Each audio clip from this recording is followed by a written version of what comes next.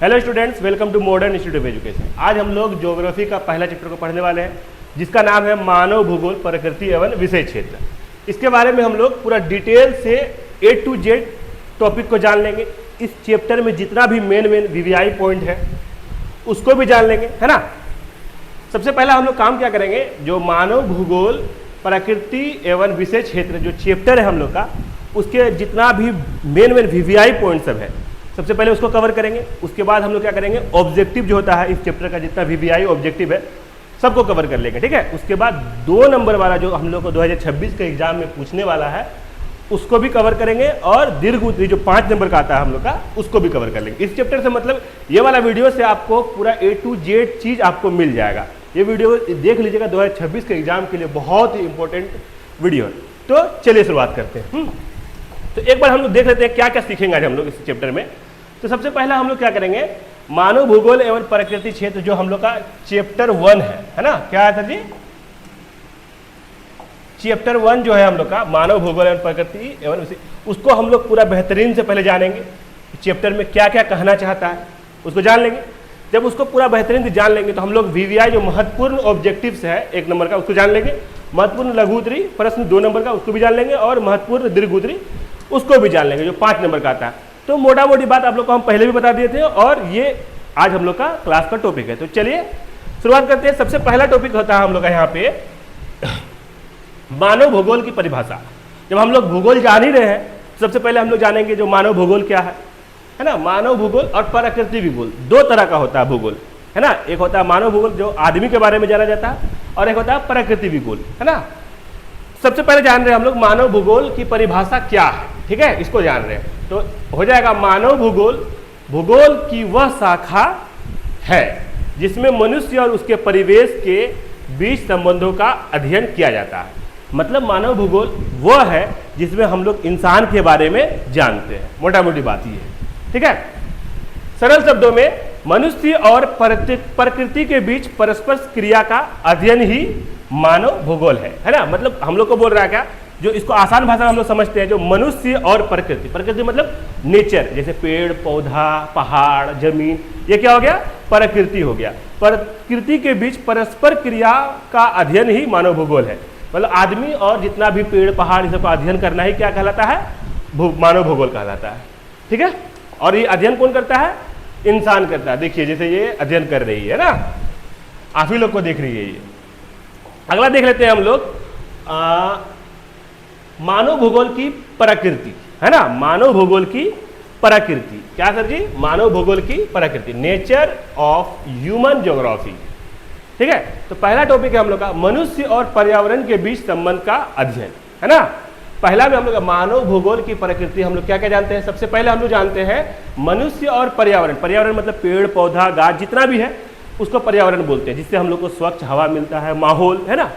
तो मनुष्य और पर्यावरण के बीच संबंध का अध्ययन किया जाता है सबसे पहला, किसमें, मानव भूगोल में। दूसरा में यह समाज संस्कृति, मानव भूगोल में किसका किसका हम लोग यूज कर रहे हैं देखिएगा, थोड़ा ध्यान दीजिएगा। सबसे पहला मनुष्य और पर्यावरण का, दूसरा में क्या क्या, यह समाज का, जो आप लोग गांव है उसका अध्ययन किया जाता है। संस्कृति मतलब कौन किस धर्म का है उसका अध्ययन किया जाता है। अर्थव्यवस्था मतलब किसके पास कितना पैसा है, कौन किस चीज से जूझ रहा है उसके बारे में, है ना। और राजनीतिक, राजनीतिक मतलब पॉलिटिकल, जो अभी कहाँ पे कौन जीता हुआ है कौन हारा हुआ है उसके बारे में अध्ययन करता है। गतिविधियों को समझाता है ना। इतना चीज को क्या करता है, मानव भूगोल समझाता है। 3 नंबर है हम लोग का, समय के साथ इसका स्वरूप बदलता है, बदला, समय के साथ इसका स्वरूप बदला, है ना। प्राकृतिक निराधरणवाद, है ना, संभाव्यवाद, नियो निराधनवाद, ठीक है। तो ये सब समय के साथ बदला। क्या क्या सर जी, निराधरणवाद और संभाव्यवाद, ठीक है। 4 नंबर है हम लोग का यहाँ पे मानव भूगोल विज्ञान और समाज शास्त्र का संगम है। मानव भूगोल जो है वो विज्ञान मतलब साइंस का और इकोनॉमिक्स का एक पार्ट है ना। साइंस और इकोनॉमिक्स का, ये याद रखिएगा, ठीक है। पूछेगा मानव भूगोल किसका किसका यह है, संगम है, तो मानव भूगोल विज्ञान और समाज शास्त्र का संगम है। आपको ऑब्जेक्टिव पूछ लेगा मानव भूगोल किस किस का संगम है, तो किसका किसका, विज्ञान और समाजशास्त्र का। ये सब ऑब्जेक्टिव लगभग इसी कंटेंट से ऑब्जेक्टिव निकलता है, इसी कंटेंट से 2 नंबरिया निकलता है और इसी कंटेंट से 5 नंबरिया निकलता है। आप लोग को जब 2 नंबरिया 5 नंबरिया करवाएंगे तो समझ में आ जाएगा, ठीक है। तीसरा है गुरुजी हम लोग का मानव भूगोल का विषय क्षेत्र, स्कोप ऑफ ह्यूमन ज्योग्राफी, है ना। तो मतलब मानव भूगोल में हम लोग कौन कौन सा विषय को पढ़ते हैं, तो मानव जीवन की सभी गतिविधियां इसमें आती है। सबसे पहला हम लोग मानव भूगोल के लिए सबसे पहले कृषि जानेंगे, जो आदमी खेती करता है वो बहुत इंपॉर्टेंट है, ठीक है। दूसरा है हम लोग का उद्योग, मतलब वो क्या बिजनेस करता है आदमी, कृषि जानेंगे पहला। उसका दूसरा क्या जानेंगे सर जी हम लोग, उद्योग, मतलब क्या बिजनेस, उद्योग मतलब होता है बिजनेस, क्या फैक्ट्री है, किस तरह गांव चल रहा है। जैसे आपके यहाँ मान लीजिए आपके गांव में एक भी फैक्ट्री नहीं, अगर आपके गांव में जैसे आलू उपजता है, आप फैक्ट्री लगा के उसको लेस बना सकते हैं, हाँ या ना। तो आपके गांव में ही आलू है, आप ही लेस बना देते तो आपका कॉस्टिंग प्राइस कम पड़ जाएगा और आप बिजनेस आराम से चला सकते हैं। तो थोड़ा सा क्या होता है, आदमी को पैसा का अभाव है, नहीं तो आदमी के पास दिमाग बहुत है, ठीक है। परिवहन, कौन सा गाड़ी है, हाईवे है आपके गांव में, है ना, वो दिखा रहा है। नगरीकरण, आपके गांव में आता है या शहर में आता है। जनसंख्या, आपके गांव में जनसंख्या कितना, जनसंख्या बहुत महत्व है ना। जनसंख्या की वजह से ही क्या होता है, क्या बोलता है, कोई भी चीज का दाम बढ़ता है और घटता है। मान लीजिए आपके पास 1 केजी सोना है, कितना सोना है सर जी, 1 केजी सोना है, और एक आदमी मांगने वाला है, तो उसका दाम क्या, 1 रुपया होगा, 2 रुपया होगा, जितना भी होगा। मगर आपके पास सोना 1 ही रुपया है ना, 1 ही रुपया है, 1 ही केजी है सोना, और उसको मांगने वाला कितना है, 1 करोड़ आदमी है। तो लाख रुपया किलो तो होगा, लाखों का हजारों करोड़ रुपया किलो हो जाएगा। जो जितना रुपया दे पाएगा उसको वो सोना मिलेगा। उसी तरह हर चीज का दाम बढ़ता है। सामान कम है और आदमी ज्यादा है, तब क्या होगा, सामान का दाम बढ़ जाएगा। जिसके पास में औकात होगा वो लेगा, जिसके पास नहीं होगा तो वो ऐसे ही रह जाएगा, ठीक है। तो ये सब चीज चलता है, मानव भूगोल सिखाता है, ठीक है। परिवहन, नगरीकरण, जनसंख्या, सांस्कृतिक गतिविधियां, है ना, जो कौन धर्म में है उसको भी जानता है मानव भूगोल, ठीक है। आ जाते हैं अब हम लोग अगला टॉपिक की तरफ। अगला टॉपिक है हम लोग का गुरुजी, अगला टॉपिक है हम लोग का 4 नंबर, मानव भूगोल का ऐतिहासिक विकास, है ना, मतलब कैसे कैसे मानव भूगोल बढ़ा, ठीक है। तो सबसे पहला है हम लोग का 1 नंबर, प्राकृतिक निर्धारणवाद, डिटरमाइनिज्म, ठीक है। माना जाता था कि मनुष्य पूरी तरह प्रकृति पर निर्भर है। पहले क्या करता था, जितना भी इंसान था पहले खेती बाड़ी पर ही निर्भर था। अभी की तरह बिजनेस या कोई भी चीज, कोई और काम करके आदमी जिंदगी चला लेता, पहले वैसा नहीं था। खेती बाड़ी करता था तो ही खा पाता था, नहीं तो ना वो भूखे रह जाता था, है ना। कोई भी सामान खरीदना है तो वो 1 केजी चावल लेके जाता था, तब उसको 1 घड़ा मिलता था, या कोई भी सामान प्लेट मिलता था। तो वो पहले सामान, जैसे आपके पास में कितना फल है उसको ले गए, उसी हिसाब से खरीद बिक्री होता था पहले के ज़माने में। समय के साथ साथ में पैसा आ गया, पैसा के साथ में अब आदमी लेन देन करता है ना। मनुष्य प्रकृति की कठपुतली है। संभव्यवाद, मनुष्य अपने ज्ञान और तकनीक से प्रकृति को बदल सकता है ना। वही बता रहे, जो आदमी के पास में जितना ज्ञान आता गया, हेलीकॉप्टर बना, पहले आदमी का पैदल चलता था, धीरे धीरे साइकिल आया, मोटरसाइकिल आया, उसके बाद कार आया, एरोप्लेन आ गया, है ना। अब बहुत कुछ आगे आने वाला है, और ठीक है। तो ऐसा नहीं जो यहीं पे खत्म हो जाएगा, और भी बहुत कुछ आने वाला है। जितना आदमी के पास में दिमाग, IQ लेवल जितना बढ़ते जाएगा उतना चीज आते जाएगा। उदाहरण, मरुस्थल में नहर बनाकर खेती करना, है ना।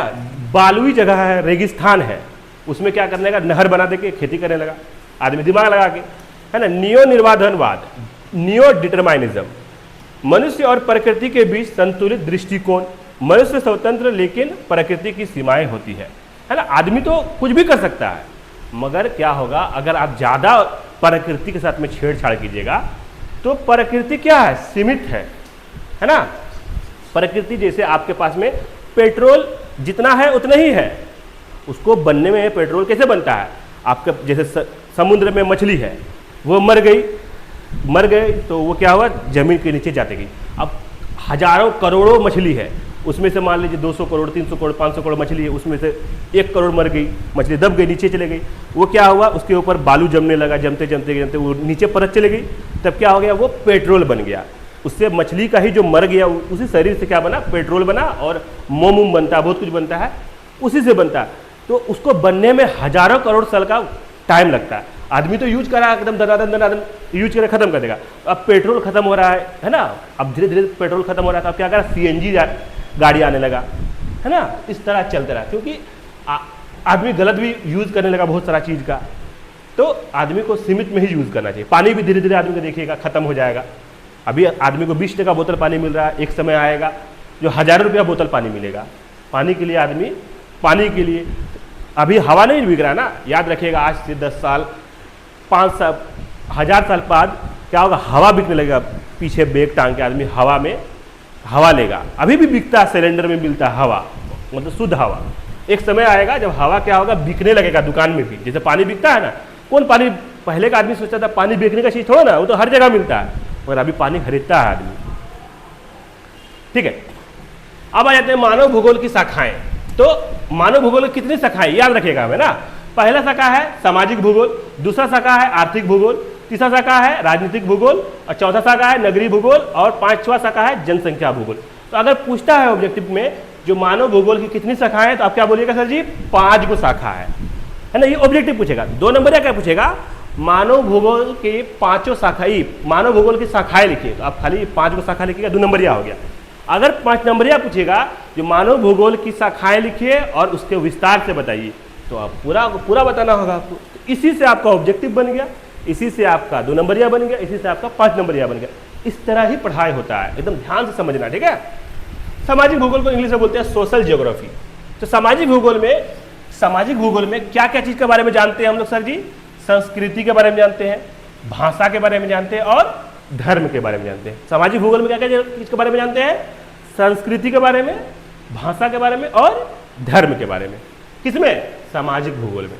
क्लियर हो गया। आर्थिक भूगोल आ जाते हैं। आर्थिक भूगोल मतलब इकोनॉमिक ज्योग्राफी।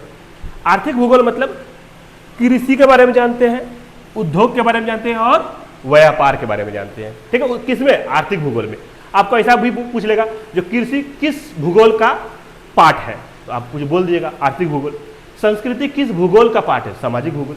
तो ऑब्जेक्टिव को घुमा फिरा के पूछता है, उद्योग किस भूगोल का पार्ट है, तो आप बता सकते हैं। तो ऐसा क्वेश्चन आता है एग्जाम में।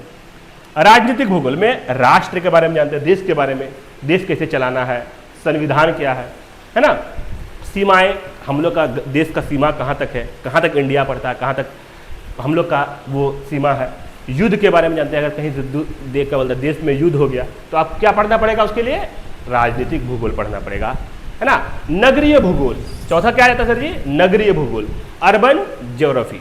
अर्बन मतलब शहरी, नगरी मतलब शहर का जिंदगी। तो नगरों का विकास के लिए हम लोग नगरीय भूगोल पढ़ते हैं। जैसे गांव है, आपको शहर बनाना है, तो आपको क्या पढ़ना पड़ेगा, नगरीय भूगोल पढ़ना पड़ेगा। जो शहर बनाने के लिए गांव को क्या क्या करना पड़ेगा, तो ये हम लोग किसमें पढ़ेंगे, अर्बन ज्योग्राफी में पढ़ेंगे। जनसंख्या भूगोल, जनसंख्या भूगोल में हम लोग क्या चीज़ के बारे में जानते हैं, जनसंख्या वितरण व घनत्व, मतलब हम लोग का देश में कितना जनसंख्या है, इसको कैसे कम किया जाएगा, है ना।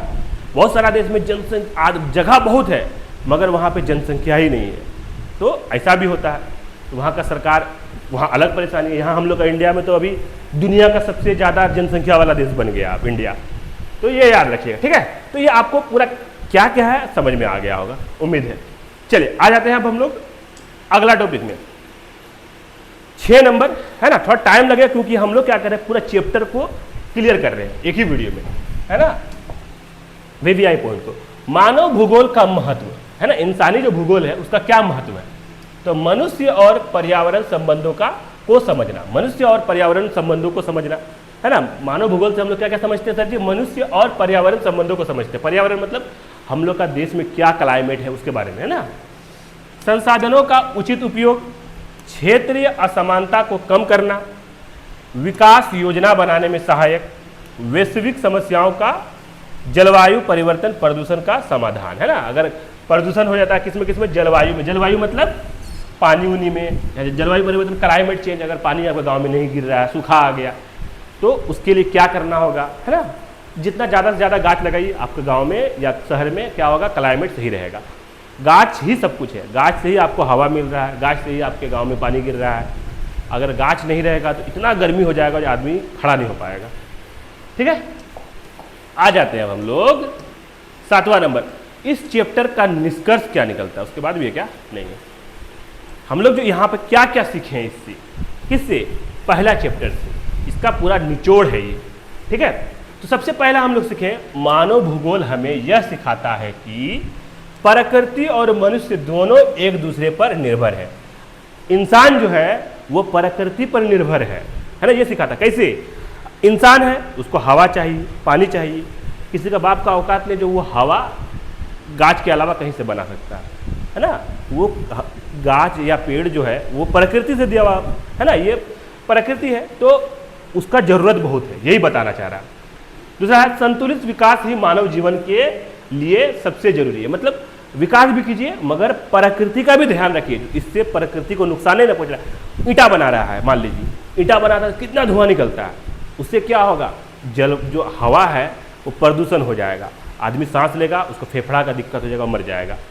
तो ये सब चीज़ में कंट्रोल, उसमें एयर फिल्टर लगाना चाहिए आदमी को भट्टा में। आदमी अनपढ़ है, नहीं जानता है, सोचता है वो अपना चला रहा है, मगर गलत है। वो उसको एयर फिल्टर, अमेरिका में जो है जो भी वहाँ भी ईंटा बनता है, वहाँ भी घर बनता है, मगर वहाँ पे क्या करता है, भट्टा है उसके ऊपर में एयर फिल्टर रहता है, जितना धुआं गया एयर फिल्टर में गया, धुआं वहाँ से रिसाइकिल होके निकल के हवा निकल जाता है। तो इस तरह यहाँ भी कर सकता है, मगर पैसा लगेगा ना, पैसा यहाँ आदमी सिर्फ पैसा कमाना चाहता है, क्या नुकसानी हो रहा है उससे कोई मतलब नहीं है।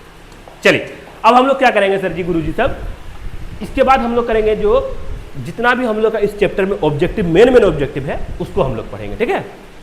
तो पहला ऑब्जेक्टिव कह रहा है, आप लोग जो पढ़े आप लोग ही समझ में आएगा, समझिएगा थोड़ा सा, ठीक है। बोल क्या रहा है पहला ऑब्जेक्टिव गुरुजी सब, मानव भूगोल किसका अध्ययन कराता है। आप लोग को भी पढ़ा है, पृथ्वी की आंतरिक संरचना, मनुष्य और प्रकृति के संबंध, ग्रहों और नक्षत्रों का या महासागरों का। तो आप लोग को बताया ना सर जी, मनुष्य और प्रकृति के संबंध में ही पढ़ते हैं तो क्या कहलाता है, वो मानव भूगोल कहलाता है ना। इस तरह पढ़ेगा तो आपको ऑब्जेक्टिव भी बन जाएगा, 2 नंबरिया भी बन जाएगा, ठीक है। अगला क्वेश्चन है ना, अगला क्वेश्चन है हम लोग का, मनुष्य प्रकृति की कठपुतली है, यह विचार किससे संबंधित है। सांभव्यवाद, नियो निर्धारणवाद, प्रकृति निर्धारणवाद, सामाजिक भूगोल। तो किसका कठपुतली है सर जी, किसका आंसर हो जाएगा यहाँ पे, हम लोग का सी नंबर आंसर हो जाएगा। क्या हो जाएगा सर जी, प्राकृतिक निर्धारणवाद। प्राकृतिक का ही कठपुतली है, अगर प्राकृतिक का हवा नहीं मिलेगा तो आप मर जाइएगा तुरंत, कितना 1 मिनट भी जिंदा नहीं रहिएगा, मर जाइएगा। तो ये किसका कठपुतली है, मनुष्य प्रकृति का ही कठपुतली है। आ जाते हैं अब हम लोग गुरुजी सब 3 नंबर ना, हाँ 3 नंबर बोल रहा है क्या, सांभव्यवाद का प्रतिपादन किसने किया था। Griffith Taylor, Vidal D लाब्लास, Huntington और रीटर। तो क्या है, विडाल डी ब्लास ने क्या क्या सांभव्यवाद का प्रतिपादन किया था, ठीक है। अगला क्वेश्चन है हम लोग का 4 नंबर, नियो निर्धारणवाद का प्रतिपादन किसने किया। Griffith Taylor, Kant, Ritter, Ptolemy. तो ग्रिफिथ टेलर याद रखिएगा, ठीक है। आ जाते हैं हम लोग अब, प्रकृति एक सीमा तक ही मानव को अवसर देती है। प्रकृति एक सीमा तक ही मानव को अवसर देती है, यह किस सिद्धांत का कथन है। निर्धारणवाद, संभव्यवाद, नियो निर्धारण, मानव केंद्रित सिद्धांत। तो नियो निर्धारणवाद इसका आंसर हो जाएगा, ठीक है। क्या हो गया, चलिए 6 नंबर पढ़िएगा हम लोग का, मानव भूगोल का प्रमुख विषय क्या है। मानव और समाज, मानव और प्राकृतिक पर्यावरण, मानव और धर्म, मानव और राजनीतिक। तो मानव और प्राकृतिक पर्यावरण, ये हम लोग का मानव भूगोल का प्रमुख विषय है, ठीक है। आ जाते हैं हम लोग अब 7 नंबर। 7 नंबर कह रहा है गुरुजी हम लोग को, मानव भूगोल की कौन सी शाखा संस्कृत भाषा धर्म का अध्ययन कराती है। सामाजिक भूगोल, आर्थिक भूगोल, राजनीतिक भूगोल, नगरीय भूगोल। तो आप लोगों ने बताया अभी हम लोग जो कौन सा शाखा संस्कृति भाषा का अध्ययन कराता है, तो सामाजिक भूगोल। आप लोग को बोले थे ना जो ये ऑब्जेक्टिव में ऐसा पूछ सकता है, तो ऐसे ही करके पूछा जाता है। तो वो जो पढ़ाए शुरू में वही बहुत इंपॉर्टेंट है, उसी से आपको हर चीज बन सकता है, बहुत सारा ऑब्जेक्टिव बन सकता है ना एक चीज से। सांभव्यवाद किसका विरोध करता है। नियो निर्धारणवाद, प्राकृतिक निर्धारणवाद, मानव केंद्रित भूगोल और सांस्कृतिक भूगोल। तो क्या है सॉरी जी, प्राकृतिक निर्धारणवाद होगा इसका आंसर, बी नंबर। ठीक है, अगला क्वेश्चन है हम लोग का 9 नंबर क्वेश्चन, मानव भूगोल विज्ञान और समाज शास्त्र का संगम है, यह कथन किसका है? Taylor, Ritter, Hartshorne, Hettner. Answer क्या हो जाएगा सर जी? हेटनर का हो जाएगा। मानव भूगोल विज्ञान किसका है? हेटनर का। ठीक है, ये सब किताब में दिया हुआ होगा, किताब पढ़िए ध्यान से, है ना, इसको भी पढ़िए, समझ में आ जाएगा। ठीक है, मानव भूगोल का मुख्य उद्देश्य क्या है? क्षेत्रीय अध्ययन, समाज का विकास करना, प्रकृति और मानव संबंधों को समझना और केवल मानचित्र बना। तो आंसर क्या हो जाएगा? सी नंबर, प्रकृति और मानव संबंधों को समझना। कितना नंबर हो जाएगा सर जी? बी नंबर हो जाएगा। ठीक है, आ जाते हैं हम लोग का लघु उत्तरी प्रश्न, जो हम लोग का 2 अंक का आएगा एग्जाम में। ठीक है, ध्यान में रखिएगा थोड़ा सा इस बात को, 2 अंक का आएगा, 2 अंक, है ना, शॉर्ट टाइप है ये। तो क्वेश्चन कह रहा है मानव भूगोल की परिभाषा लिखिए। तो आंसर हो जाएगा उसका, मानव और उसके प्राकृतिक पर्यावरण के बीच संबंधों तथा परस्पर क्रियाओं का अध्ययन ही मानव भूगोल कहलाता है। ठीक है, 2 नंबर है, प्राकृतिक निर्धारणवाद से आप क्या समझते हैं? आंसर हो जाएगा, इसमें यह माना गया कि मनुष्य पूरी तरह से प्रकृति पर निर्भर है और उसके अधीन है। 3 नंबर है, सांभव्यवाद किसे कहते हैं? तो सांभव्यवाद के अनुसार मनुष्य अपनी बुद्धि और तकनीक से प्रकृति की चुनौतियों पर विजय पाकर विकास कर सकता है। ठीक है, यहाँ पे 3 को हम लोग का 2 नंबर या खत्म हो गया। अब आता है 4 नंबर। 4 नंबर आ जाते हैं। 4 नंबर में कह रहा है क्या? नियो निर्धारणवाद किसे कहते हैं? तो यह सिद्धांत कहता है कि मनुष्य स्वतंत्र है लेकिन प्रकृति द्वारा दी गई सीमाओं के भीतर ही विकास कर सकता है। 5 नंबर कह रहा है भूगोल की 2 शाखाएं लिखिए। तो सामाजिक भूगोल, आर्थिक भूगोल। ठीक है, 6 नंबर मानव भूगोल का मुख्य उद्देश्य क्या है? तो आंसर हो जाएगा, मनुष्य और पर्यावरण के बीच संबंधों को समझना और विकास के लिए योजनाएं बनाना क्या कहलाता है सर जी? मानव भूगोल कहलाता है। ठीक है, आ जाते हैं अब हम लोग यहाँ पे दीर्घ उत्तरी प्रश्न की तरफ, जो हम लोग एग्जाम में 5 नंबर का आएगा। ठीक है, तो क्वेश्चन है हम लोग का, मानव भूगोल का विषय क्षेत्र लिखिए। तो आंसर हो जाएगा उसका, जनसंख्या, कृषि, उद्योग, परिवहन, नगरीकरण, संस्कृति, राजनीति आदि। अरे 7, अच्छा दीर्घ उत्तरी नहीं, 7 नंबर, अभी लघु उत्तरी ही चल रहा है, सॉरी मिस्टेक हो गया, है ना। 8 नंबर में हम लोग का सांभव्यवाद के प्रवर्तक कौन थे? तो कौन थे सर जी? विडाल डी ब्लास, ला ब्लास। 9 नंबर है, नियो निर्धारणवाद के प्रवर्तक कौन थे? तो ग्रिफिथ टेलर। अच्छा, ये जो थोड़ा लिखा 2 नंबर ऐसे नहीं मिलेगा, आपको क्या करना है, यहाँ पे क्या पूछा? सांभव्यवाद के प्रवर्तक कौन थे? तो आप लिखेगा सांभव्यवाद के प्रवर्तक विडाल डी ब्लास थे। ठीक है, नियो निर्धारणवाद के प्रवर्तक कौन थे? तो नियो निर्धारणवाद के प्रवर्तक ग्रिफिथ टेलर थे।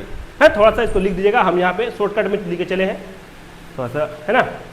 मानव भूगोल का महत्व लिखिए। आंसर हो जाएगा, संसाधनों को उचित उपयोग, क्षेत्रीय असमानताओं को कम करना तथा वैश्विक समस्याओं का समाधान करना ही क्या कहलाता है सर जी? मानव भूगोल का महत्व कहलाता है।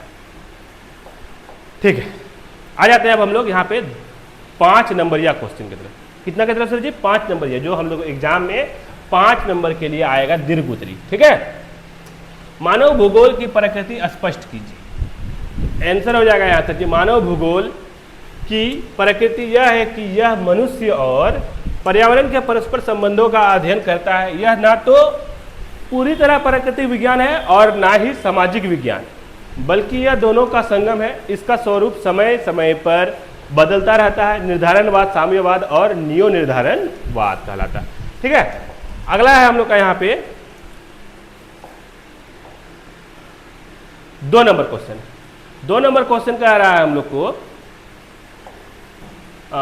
मानव भूगोल के विषय क्षेत्र का वर्णन कीजिए।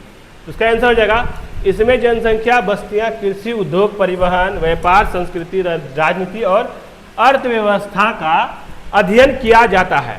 संक्षेप में मानव जीवन की सभी गतिविधियां इसके विषय क्षेत्र है। ठीक है, 2 नंबर क्वेश्चन यहाँ पे हम लोग का खत्म होता है। 3 नंबर कह रहा है गुरुजी हम लोग को यहाँ पे, जो प्रकृति निर्धारणवाद, साम्यवाद और नियो निर्धारणवाद में अंतर बताइए। तो उसका आंसर हो जाएगा प्रकृति निर्धारणवाद, मनुष्य पूरी तरह प्रकृति पर निर्भर है। साम्यवाद, मनुष्य अपनी तकनीकी से प्रकृति को बदल सकता है। नियो निर्धारणवाद, मनुष्य स्वतंत्र है लेकिन प्रकृति की सीमाओं में है। ठीक है, आ जाते हैं हम लोग 4 नंबर क्वेश्चन की तरफ। 4 नंबर क्वेश्चन है हम लोग का 4 नंबर क्वेश्चन कह रहा है मानव भूगोल की शाखाओं का वर्णन कीजिए। तो उसका आंसर हो जाएगा शाखाओं का वर्णन करने के लिए बोल रहा है। तो हम लोग का यहाँ पे आ जा रहा है, सबसे पहला है हम लोग का सामाजिक भूगोल, भाषा धर्म संस्कृति जानते हैं उससे। आर्थिक भूगोल, कृषि उद्योग व्यापार जानते हैं उससे। 3 नंबर है राजनीतिक भूगोल, राष्ट्र सीमाएं युद्ध जानते हैं। 4 नंबर है नगरीय भूगोल, नगरों का विकास। 5 नंबर जनसंख्या भूगोल, जनसंख्या वितरण और घटनात्व। तो ये जो हम पढ़ा रहे हैं इससे आप लोग को ये समझ में आ रहा है किस तरह का क्वेश्चन एग्जाम में पूछेगा। ये गारंटी नहीं है कि यही पूछेगा, मगर इस तरह का क्वेश्चन पूछा जाता है। आप हजारों क्वेश्चन याद कर लीजिए, है ना, कोई नहीं बोल सकता यही पूछेगा, मगर इस तरह का क्वेश्चन आता है एग्जाम में। ठीक है, मेरा कहने का मतलब है मानव भूगोल का महत्व स्पष्ट कीजिए। तो आंसर हो जाएगा उसका संसाधनों का सही उपयोग, क्षेत्रीय असमानताओं को कम करना, मानव और पर्यावरण संबंधों का समझना, विकास योजनाएं बनाना और वैश्विक समस्याओं जलवायु परिवर्तन प्रदूषकों का समाधान करना। ठीक है, तो मन लगा के पढ़िए, उम्मीद है जो इससे बाहर नहीं आएगा, आएगा भी तो इसी से रिलेटेड आएगा। ठीक है, तो ध्यान से पढ़िए, मन लगा के पढ़िए, है ना। ये आप लोग का एक चैप्टर का जितना भी मेन वीवीआई पॉइंट था यहाँ पे हम लोग का समाप्त होता है। इसके बाद हम लोग चैप्टर 2 को लेके आएंगे बहुत जल्द आपके लिए, है ना। तो बने रहिएगा, है ना। मिलते हैं बहुत जल्द आप लोग से दूसरे चैप्टर में, तब तक के लिए शुक्रिया।